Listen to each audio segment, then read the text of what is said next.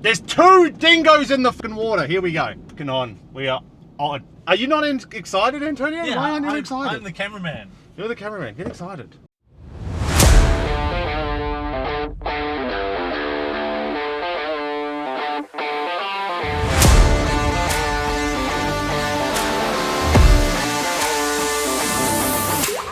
Hey guys, Josh Huggett here, just jumping in very quickly. Tired Josh that you're about to see in a second doesn't explain this video very well in the intro, so I'm just jumping in here after editing it to explain it a bit better. We're doing a vlog style video while we head to Fraser Island to shoot a wedding for Corey and Dave. And while we're there, we are talking about some of the realities of being a traveling wedding photographer. And then at the end of this video, we come back here. I'm about to film it right now and talk all about the points that we cover and just kind of summarize it all. So enjoy this behind the scenes look at what it's actually like being a traveling wedding photographer as we go from Adelaide to Fraser Island to shoot a wedding. More people to actually participate. Tempered, like even had to.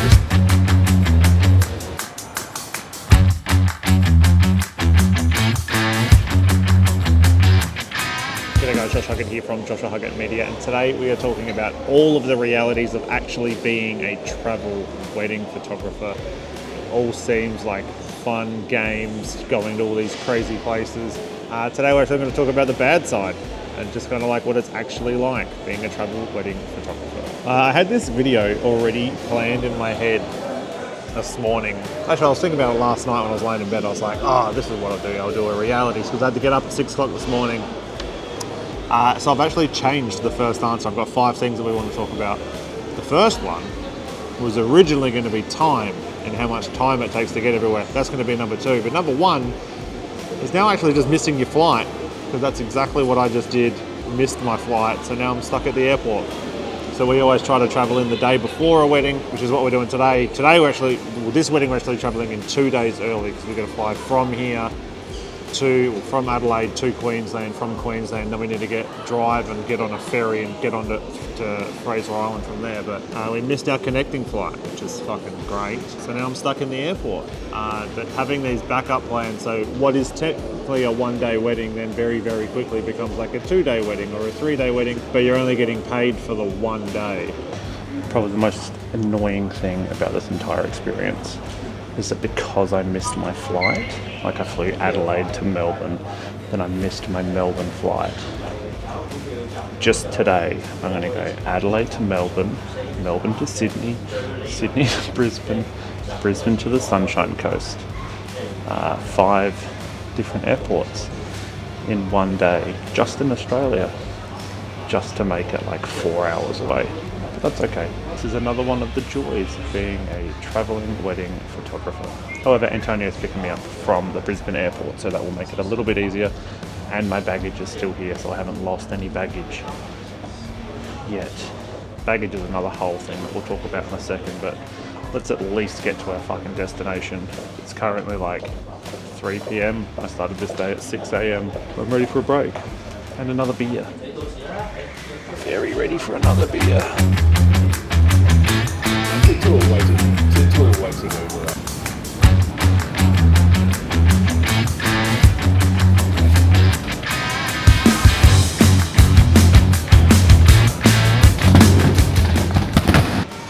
It has been fucking 12 hours. It has been 4 flights into 4 different states, but I currently have my bag.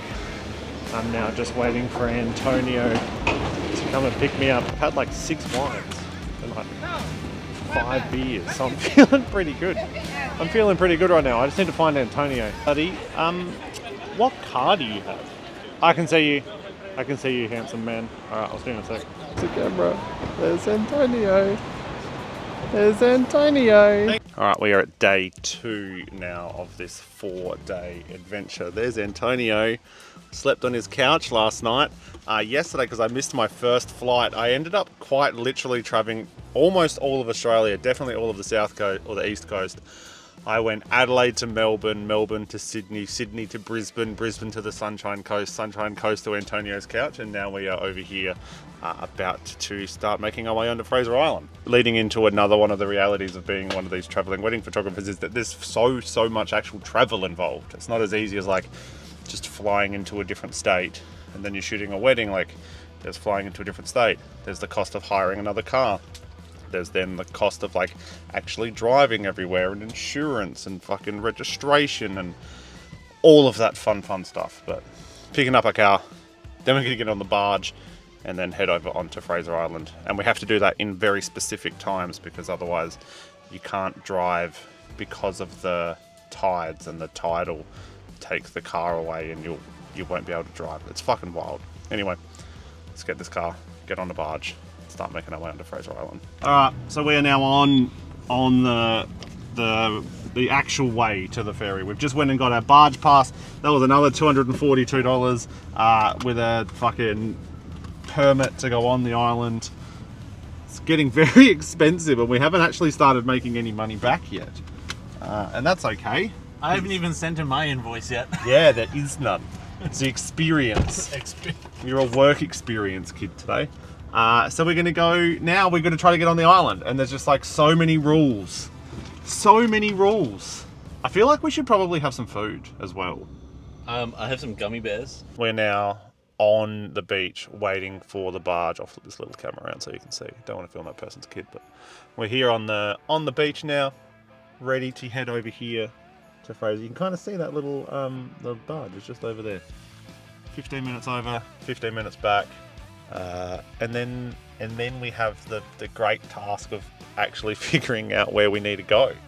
Yeah, we don't know if we're supposed to be driving along the track that's in from the beach or the actual beach. Apparently we asked the barge boy. The barge boy tells us where we can drive. So yeah, that confused me, whether we had access to the beach or not, when we have to take the beach to get there.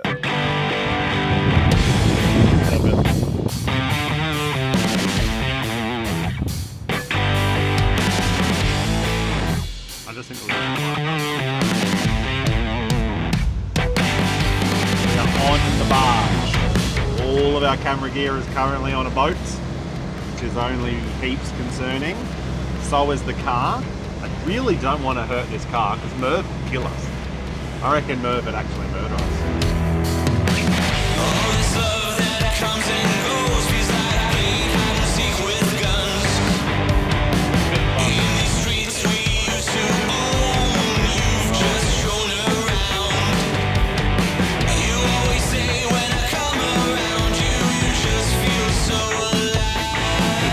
Speed limit on the beach for the first time since getting off the barge, and now we're slowing back down because of that.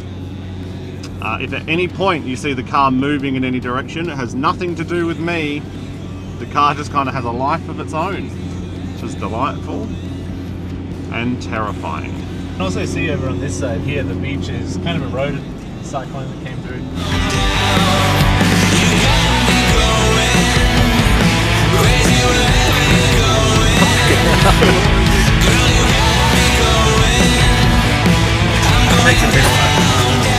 Easy, Matt.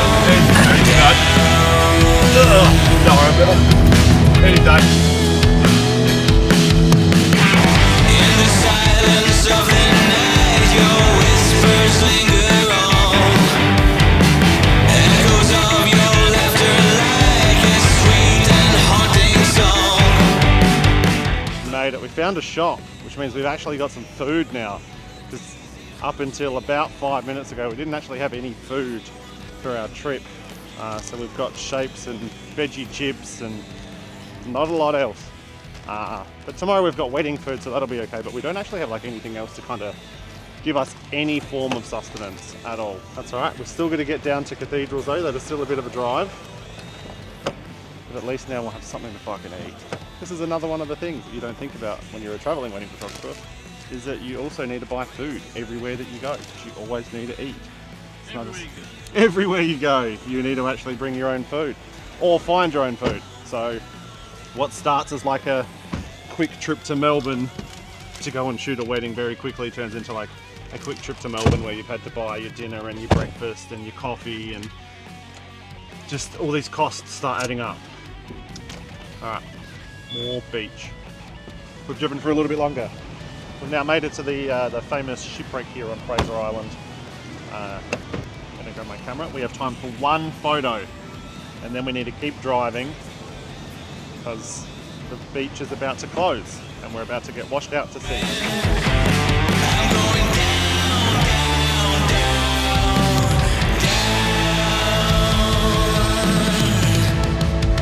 Alright, so we did just go and see the famous shipwreck that everybody sees when they come to Fraser. We've got about 20 minutes of driving left and we've got about half an hour until the beach goes away. So we really have to boogie in this next little bit. The good thing is that we are actually getting a little bit more comfortable on the road now, and we're getting better at spotting like dig outs and water crossings, and we should be able to make it on time. Haven't actually spoken to the boys yet that are getting married tomorrow, but I'm sure they'll recognise us when we get there. Oh god. Yeah, a lot of driving, a lot of travelling the last 48 hours. We've made it to our accommodation, our beautiful tent.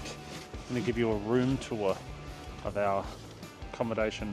It's our roof, very nice roof. This out here, this is our outdoor sitting area. We can sit here, and this here is our tent. Oh, maybe we are. Oh fuck, I definitely thought we were sharing a bed. I 100% thought we were. I was certain we were sharing a bed. As soon as I saw that with 2 pillows. That's not bad. Just switch on off lightly touch. Dim. Oh. There's instructions. Hey. Good morning. Day 3, Fraser Island, day 3. Today we've actually got a couple of hours to kill in the morning, so we're going to head out and try to find a dingo and get a really nice looking photo of a dingo. I'll put some photos up on the screen now that I took yesterday. Just a couple of photos on the drive down here so that we could just make the most of it. Antonio's here. Hey. We shared a tent last night. It was delightful. Yep. But we got a little bit of time, so we're going to go. Apparently champagne pools up the top of the island's pretty good. Another thing that we haven't really spoken about yet about the realities of being a traveling wedding photographer is just how shit the food is that you eat and how actually like organized you need to be, and how unorganized we are, because we didn't bring any food or cooking utensils or quite literally anything to a camping wedding on an island. We're actually pretty lucky that the island does have a cafe, because a lot of places wouldn't. Yeah, And we I would've thought there done- would have been more. I thought there there would would've been more. have been more. I was expecting like a restaurant. But anyway, we're going down. We're going for a drive now. We're going to go find some dingoes and the champagne pools. And then we're going to shoot a wedding on the island and talk about more of the realities, because we've got to carry all of our gear. And by we, I mean Antonio has to carry all of his gear uphill to the ceremony. You can watch my video on my channel if you want to see that. I don't know if I'm going to film any of the actual stuff of doing that, because I'll be filming for Josh, so... Yeah, doing your job. Yes.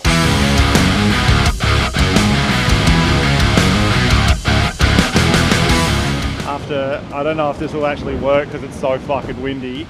This is the beach that we just drove up. Apparently champagne pools are up here.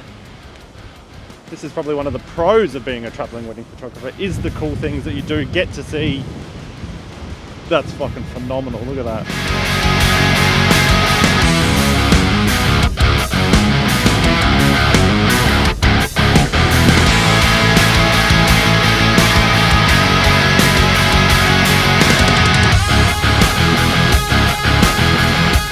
Dingo. I made a "Can I Pet That Dog" reference, which is good. Everybody loved it. Everybody that I said it to loved it, and that was me.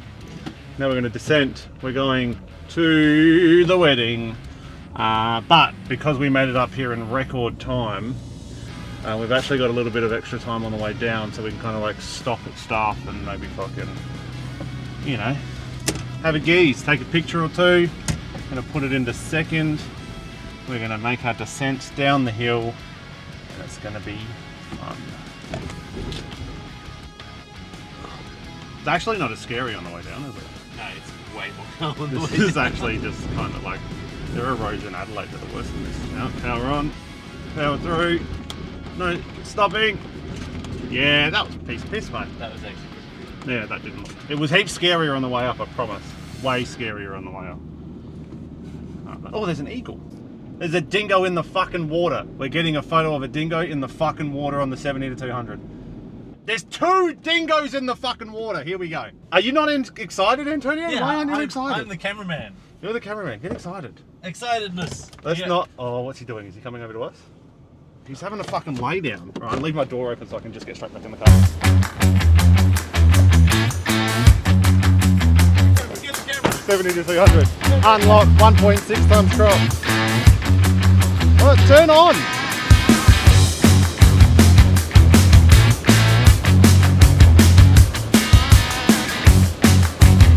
I don't like that they're circling on us.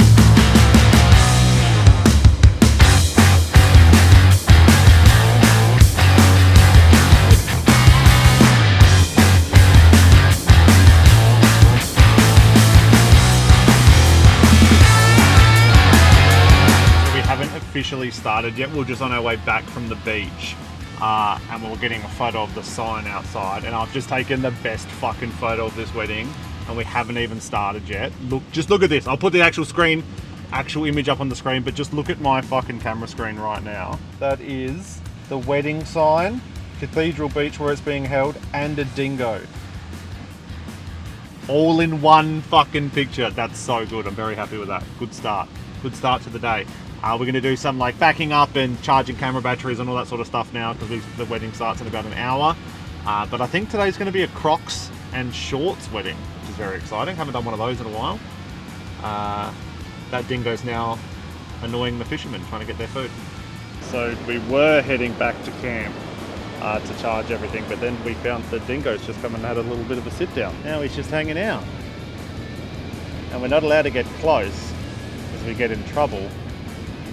But he's also just kind of like there and so cute. Wedding is now pretty much finished, but as you can hear,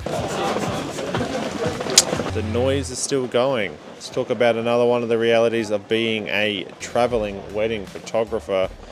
Currently in a tent with Antonio doing a backup and the sneak peek edit on the really slow Wi-Fi, and while all of that's happening, the rest of the wedding is right there, literally right out of our door.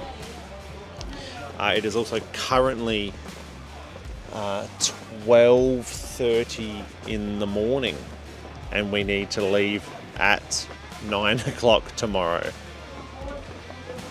And there's no sign of it slowing down. The positive in all of this, though, is I've had quite a bit of red wine. So I'm feeling quite cheery, but I do know, also it's still hot. It's still like 30 degrees and it's pouring with rain. I'm trying to upload these sneak peeks so that I can eventually go to bed when they go to bed, because there's no way I'm sleeping before that happens. And I've also got to pack everything up because this is what the setup looks like so far. I've really just kind of spread myself out. But we will check back in the morning as we make our way back to South Australia. Good morning. Good morning. It's only been 6 hours since we last checked in, and that is not enough sleep for 2 big boys. We've just come to the little pantry here and had a communal breakfast. We've got our coffees and we are now ready. Well, for me anyway, it's a 12-hour transit from here back to Adelaide. Antonio is far less than that.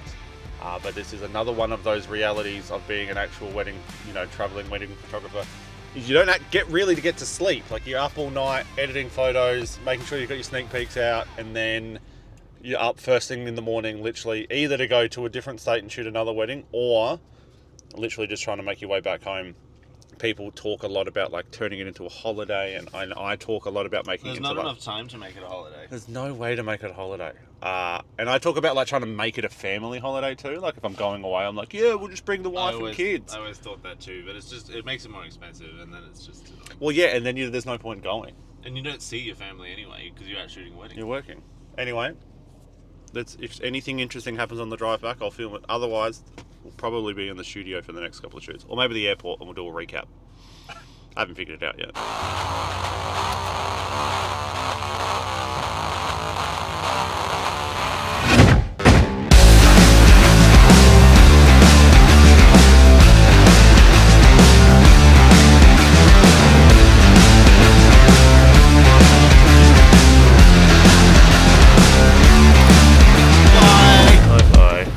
Good shooting. Good shooting.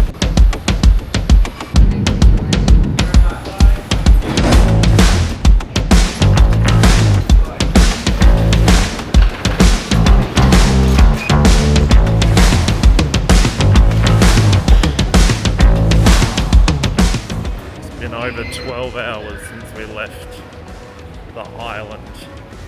About to get picked up from the airport. We'll jump back in the studio, go over all of the points that we covered, and slap in 2 more.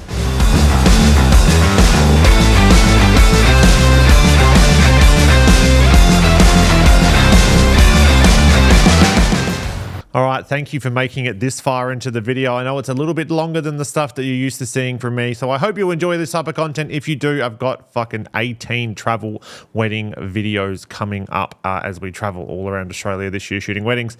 Just thought we would talk about some of the points that we mentioned in the video and kind of just go over them in a little bit more detail, such as like missing flights, which is a real thing that happens. I never thought it would happen to me until it did happen to me. I was literally sitting at the gate waiting for my flight. It boarded completely without me knowing and without any... that's fine. That's a whole different thing that apparently I still haven't gotten over. But that's a reality, and the fact that we were able to just buy another flight and go to a different airport and figure it out, I feel very blessed that we're in that sort of situation. But that's something that you're going to have to think about as well is, do you have the funds that if something goes wrong, you're able to very quickly fix that situation? It ended costing me like another $350 just to get to the wedding because I fucked up. But are you in a position that you can do that? Is that something that you're going to be able to do? Make sure you're taking these into consideration. Make sure you've got a little bit of a reserve fund there so that you can help yourself. Number 2 is time, I think we talked about. Where it takes a lot of time. Like, you've got to fly in the day before the wedding. You fly out normally the day after the wedding. That means you're setting aside 3 days for this one job, meaning your earning potential from one wedding is now significantly less because whereas if you were at home, you could do a triple header and you could work a Friday, Saturday, Sunday. Now you're limited to just one wedding. So you are earning a significant amount less than you would be if you were just at home. Number 3, we talked a little bit about food, but in the food sort of discussion, there is a lot of extra costs involved. So this one, we had to buy flights to Fraser Island. We had to get the barge pass. We had to get a permit pass. We had to get car hire. We had to pay for fuel. We had to pay for car cleaning. All in all, it cost us about $3,500 just to get over there, just to shoot the wedding itself. That's not including food. So these are all these extra little costs that you do need to take in. However, you're shooting a wedding in a different country, if you're shooting a wedding in a different state, you're more inclined to take these sorts of costs on because you're doing something you wouldn't otherwise do. But there are a lot of hidden costs that you don't actually think about. You may be able to get flights to Melbourne for $250. However, in that, you've also going to have to buy all of your food for the entire time that you're there, hire car, petrol, different insurance, hotel rooms, all that sort of stuff. So what is a very cheap $250 flight is actually more likely to be a $750 to $1,000 trip if you put it all in together and you don't kind of like just eat 2-minute noodles. Another one of the points that we talked about is actually the travel itself and how taxing it is. I mentioned it in time, I believe, in the video, but I was severely sleep deprived. I'm still recovering from it now, and it's been 4 days since I got back. But I left my house at 6 a.m. in the morning on the Monday, and I didn't stop or didn't rest until... I think we went to bed at like 1:30 in the morning the next day. So we were up for 19 hours. We slept for 6 hours. We got up and drove to Fraser Island. That took another 6 hours of travel. It was like an hour and a half, 2 hours there to the remote town. Then we had to spend an hour getting the car and stuff. Then it was another 3 to 4 hours actually getting to the tent and everything as well. Another big day followed by, we had a pretty early night that night, which was pretty good, but we were sleeping in tents and we were sleeping in the outdoors. So we got woken up really, really early by birds. And then we had another full day. So we woke up at like 7 o'clock in the morning and we didn't go to bed until 2:30 that night after the wedding had completely ended, just to then get up again at 7 o'clock by the birds and travel for another 12. If I left there got up at 7, I got back to my house at 11 o'clock that night.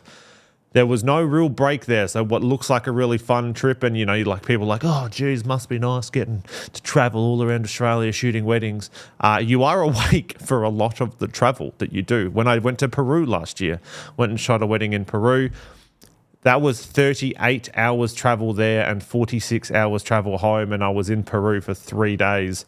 I spent almost as much time. I spent longer in planes than I did actually in South America. When I went to the Cook Islands, I was lucky because of time differences that I had 1 day off, so I was actually able to enjoy 1 day in the Cook Islands. But because of time differences, again, you're up for so long. Take this into consideration when becoming a travel wedding photographer. Maybe you're in a position that you don't need to shoot as many weddings like I do. I like to shoot as many weddings as possible, so I'm trying to make this as cost effective as I can on myself, where I'll travel there and I'll stay in shit hotels, and then I just normally come straight back home so I can go back to work and shoot another wedding. Or I'm trying to get back to my wife and kids as well, which is always something that we didn't actually talk about in the video, but we'll talk about very quickly now. Is you're spending a lot of time away from your friends and family. If you're bringing your friends or if you're bringing your family to all of these weddings, they very quickly don't earn you any money. People, even in a situation, I'm pretty blessed in the situation that I'm in, but people aren't going to spend thousands and thousands of dollars to travel you and your entire family over. More often than not, that sort of cost comes out of the money that you would be making shooting the wedding. So you then therefore spend less time with your friends and family because you're not going to bring them to every wedding with you. So that's, if you've got young kids, it's really fucking hard. I've got young kids and it's really hard to leave them all the time. But you got to kind of put into perspective that you're trying to make a better life for them and that sort of stuff as well. But yeah, you are going to spend less time from family. Me and Antonio did mention it in the video as well, like trying to turn it into a holiday. And there are definitely some locations that you're able to make a family holiday out of the wedding. And if you've got some time off, you can do it. But if you're doing this every weekend, not every weekend can be a family holiday. And if every weekend was a family holiday, then you wouldn't be earning any money because you'd just be on holidays all the time. And, you shoot a $5,000 wedding. You spend $3,000 in travel. It just doesn't work. Anyway, I think I've held enough of your time. If you've got any more questions about being a traveling wedding photographer, let me know in the comments down below, and I'll either comment or I'll either reply to the comment or I'll make a video dedicated about it. But thank you so much for making it this far into the video. I do have more of this shit coming. So if you like it, let me know. If you don't like it, also let me know, and I won't edit them. Anyway, have a fantastic day. Thank you so much for watching this much. Thank you so much for watching this much. Thank you so much for making it this far into the video. Fucking love you. Peace.